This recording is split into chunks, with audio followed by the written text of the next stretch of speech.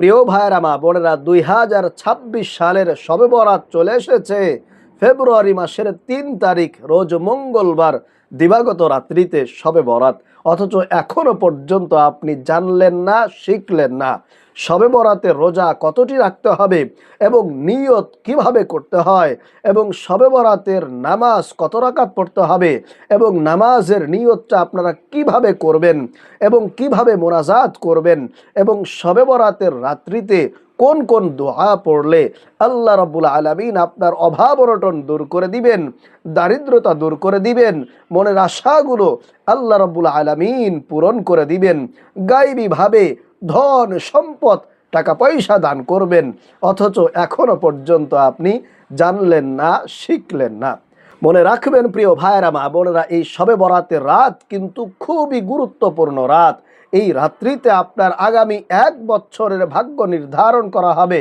আগামী 1টি বছর আপনি কি খাবেন, কোথায় যাবেন, আপনি সুখে থাকবেন নাকি দুঃখে থাকবেন, আপনি পেরেশানিতে থাকবেন নাকি পেরেশানি মুক্ত থাকবেন, আগামী 1 বছরের ভাগ্য আপনার কিন্তু এই শবে বরাতের রাত্রিতে নির্ধারণ হয়ে যাবে।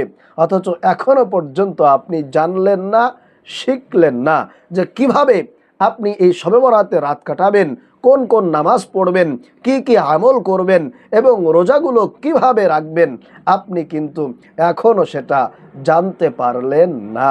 মনে রাখবেন প্রিয় ভাইরা মা বোনেরা, এই শবে বরাতের রাত কিন্তু অত্যন্ত গুরুত্বপূর্ণ রাত।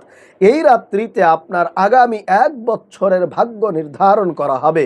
আগামী 1টি বছর আপনি কি খাবেন, কোথায় যাবেন, আপনি সুখে থাকবেন নাকি দুঃখে থাকবেন, আপনি কত টাকার মালিক হবেন, সম্পূর্ণ বাজেট আল্লাহ রাব্বুল আলামিন কিন্তু এই রাত্রিতে নির্ধারণ করে থাকে। তাই আমি আপনাদেরকে অনুরোধ করে বলবো প্রিয় ভাইয়েরা মা বোনেরা, এই রাত যেহেতু খুবই গুরুত্বপূর্ণ রাত, এই রাতে যদি আপনারা সঠিকভাবে আমল ইবাদত করে আল্লাহ তাআলাকে খুশি করতে পারেন, সন্তুষ্ট করতে পারেন, আল্লাহ রাব্বুল আলামিন কিন্তু আপনার ভাগ্য ভালো করে লিখবেন, কপাল খুলে যাবে, তাকদীর আপনার পরিবর্তন হয়ে যাবে। আগামী 1 বছর আপনি সুখে শান্তিতে থাকতে পারবেন। আর যদি এই রাত্রিতে আপনারা আমল ইবাদত না করে অযথা সময় নষ্ট করেন, ঘুমিয়ে থাকেন কিংবা আমল ইবাদত না করে আপনারা যদি গুনাহে লিপ্ত হন, তাহলে আল্লাহ রাব্বুল আলামিন আপনার ভাগ্যটা খারাপভাবে লিখে রাখবেন, আপনার নসিবটা মন্দ হয়ে যাবে।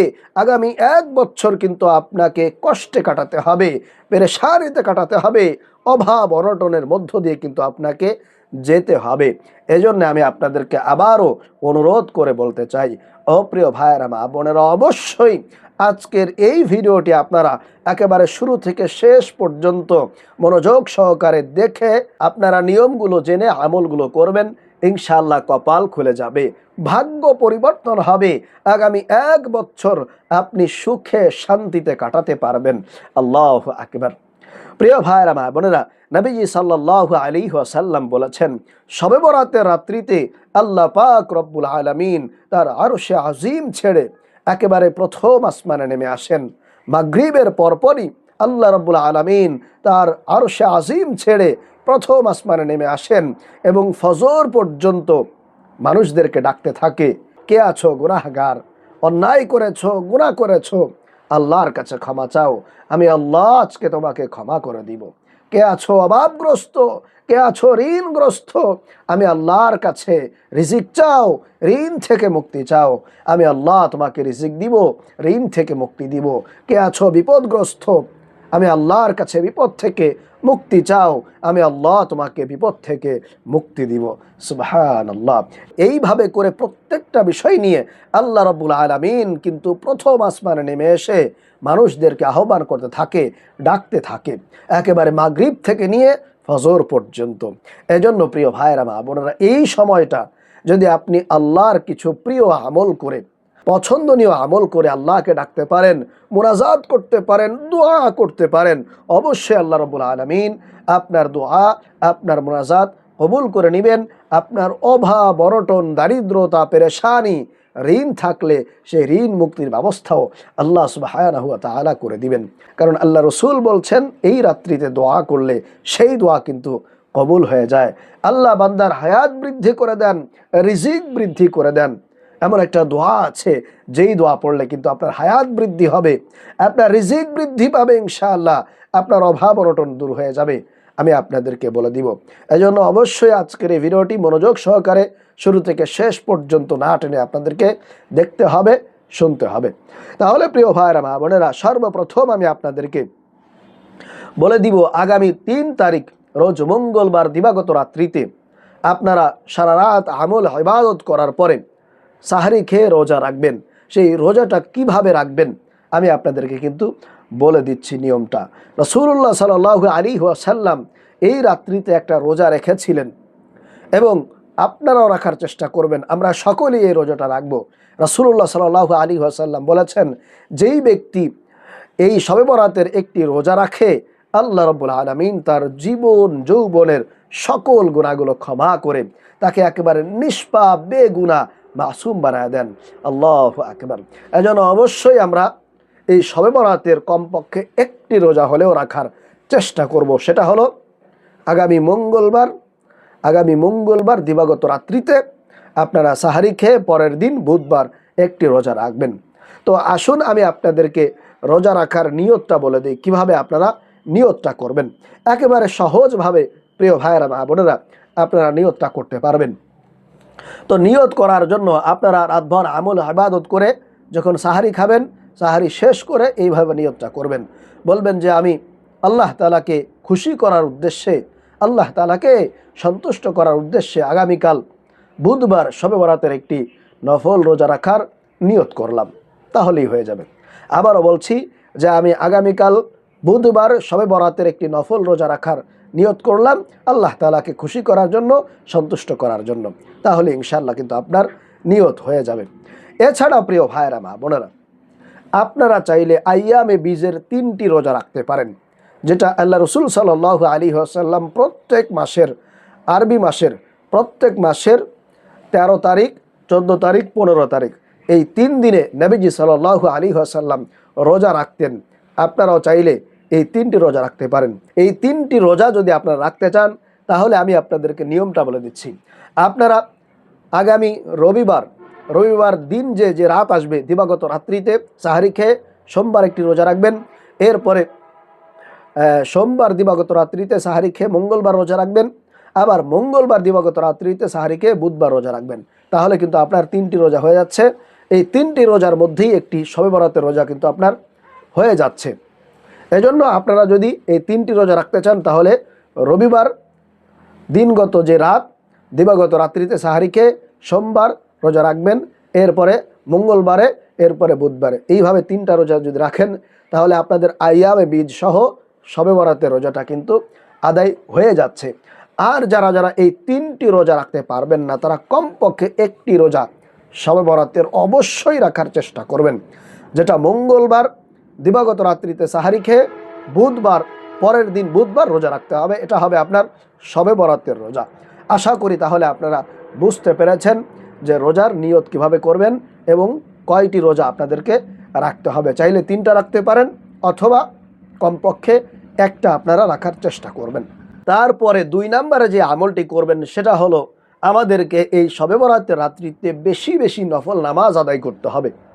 আপনারা কয় রাকাত নামাজ আদায় করবেন, কত রাকাত নামাজ আদায় করতে হয়, এর কোনো নির্দিষ্ট সংখ্যা আছে কিনা? না প্রিয় ভাইরা মা বোনেরা, কমপক্ষে 2 রাকাত থেকে শুরু করে 4 রাকাত, 6 রাকাত, 8 রাকাত, 10, 12, 20, 30 যত রাকাত ইচ্ছা আপনারা পড়তে পারেন। এই নফল নামাজের রাকাতের কোনো সংখ্যা নির্দিষ্ট নেই।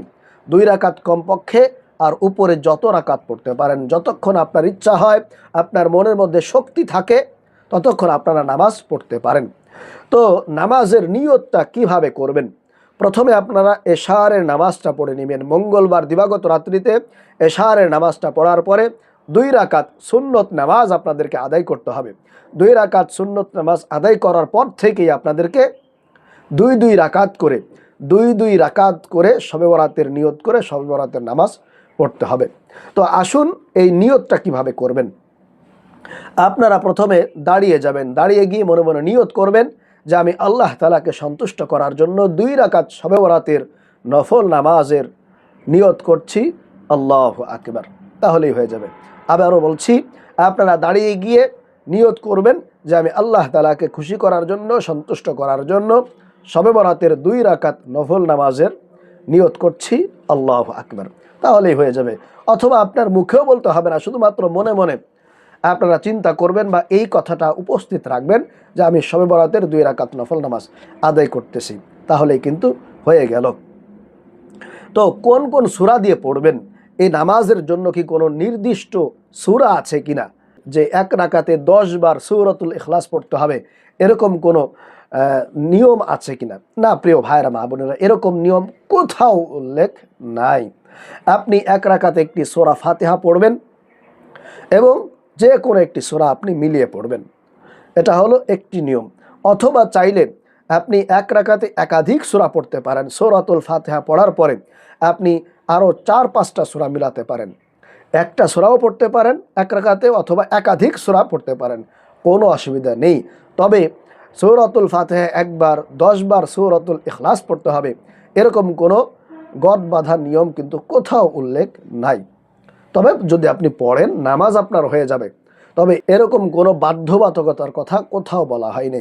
এজন্য আপনারা সহজভাবে পড়বেন, সূরাতুল ফাতিহা পড়বেন, এরপরে যে কোনো একটি সূরা মিলিয়ে আপনারা রুকু করবেন, সিজদা করবেন, আবারও দাঁড়িয়ে গিয়ে সূরাতুল ফাতিহা পড়বেন, তারপরে যে কোনো একটি সূরা মিলিয়ে পড়বেন। আশা করি বুঝতে পেরেছেন। তাহলে প্রিয় ভাইরা মা বোনেরা, 2 রাকাত করে যত রাকাত ইচ্ছা আপনারা নামাজ পড়বেন। তবে শবে বরাতের রাত্রিতে কি শুধু আপনারা নামাজই পড়বেন? আমি আপনাদেরকে বলবো, শুধু নামাজ পড়বেন না, কত রাকাত নামাজ পড়বেন, এরপরে কত সময় আপনারা কোরআন তেলাওয়াত করবেন, কত সময় জিকির আজগার করবেন, কত সময় বিশেষ কিছু দোয়া আছে, যেই দোয়া পড়লে আল্লাহ তাআলা খুশি হন, মানুষের অভাব অনটন দূর করে দেন, গায়বীভাবে রিজিক দান করেন, এরকম কিছু দোয়া আছে, আমল আছে, সেগুলো করার চেষ্টা করবেন। অর্থাৎ শবে বরাতের রাত্রিতে যে আপনারা শুধুমাত্র নামাজই পড়বেন, এরকমটা করবেন না। নামাজ পড়বেন, কোরআন তেলাওয়াত করবেন, দোয়া কালাম পড়বেন, জিকির আজগার করবেন, মুনাজাত করবেন, সব কিছু মিলিয়ে আপনারা কিন্তু এই রাতটা কাটানোর চেষ্টা করবেন। তো এখন আসুন আমি আপনাদেরকে বলে দিচ্ছি, আপনারা নামাজের পরে আর কোন কোন জিকিরগুলো করতে পারেন, কোন কোন দোয়াগুলো পাঠ করতে পারেন।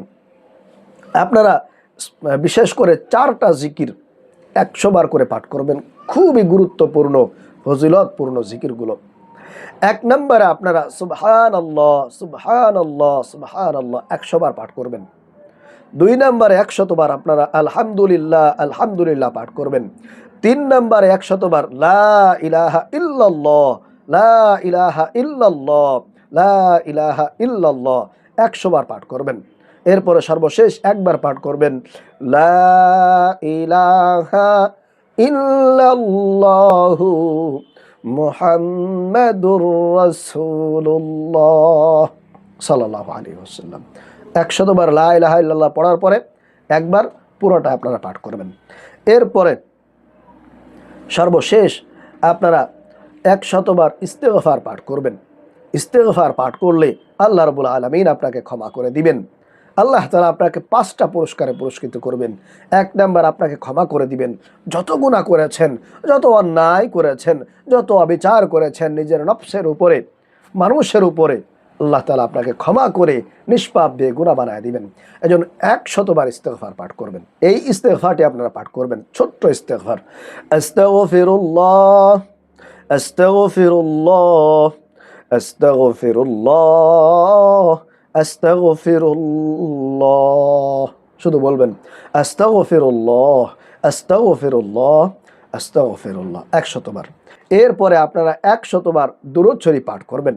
সাল্লাল্লাহু আলাইহি ওয়াসাল্লাম সাল্লাল্লাহু আলাইহি ওয়াসাল্লাম সাল্লাল্লাহু আলাইহি ওয়াসাল্লাম সাল্লাল্লাহু আলাইহি ওয়াসাল্লাম। আল্লাহ রসুলের প্রেম নিয়ে, মহব্বত নিয়ে, ভালোবাসা নিয়ে আপনারা দুরূদ শরীফ পাঠ করবেন। তারপরে সর্বশেষ আপনারা মুনাজাত করবেন। মুনাজাতের শুরুতে একটা দোয়া পড়বেন, যেই দোয়া পড়লে আল্লাহ বান্দার হায়াত বৃদ্ধি করায় দেয়, আল্লাহ বান্দার রিজিক বৃদ্ধি করায় দেয়, গায়বীভাবে আল্লাহ তাআলা বান্দাকে ধন সম্পদ টাকা পয়সা দান করে দেয়। এজন্য অবশ্যই এই দোয়াটা পাঠ করবেন, যেই দোয়াটি নবীজি সাল্লাল্লাহু আলাইহি ওয়াসাল্লামও কিন্তু এই রাত্রিতে বেশি বেশি পাঠ করেছিলেন। সেই দোয়াটি হলো আল্লাহুম্মা বারিক লানা ফি রজব ওয়া শাবান ওয়া বাল্লিগনা রমাদান। আল্লাহুম্মা বারিক লানা ফি রজব ওয়া শাবান ওয়া বাল্লিগনা রমাদান। এই দোয়াটি পাঠ করবেন। এরপরে পাঠ করবেন ইয়াজাল জালালি ওয়াল ইকরাম, ইয়াজাল জালালি ওয়াল ইকরাম, ইয়াজাল জালালি ওয়াল ইকরাম। পড়বেন ইয়া আরহামার রাহিমিন, ইয়া আরহামার রাহিমিন, ইয়া আরহামার রাহিমিন, ইয়া হাইয়্যু ইয়া কাইয়্যুম বিরহমাতিকা আস্তাগীস, ইয়া হাইয়্যু ইয়া কাইয়্যুম বিরহমাতিকা আস্তাগীস। এগুলো হলো আল্লাহ তাআলার গুণবাচক সিফতি নাম।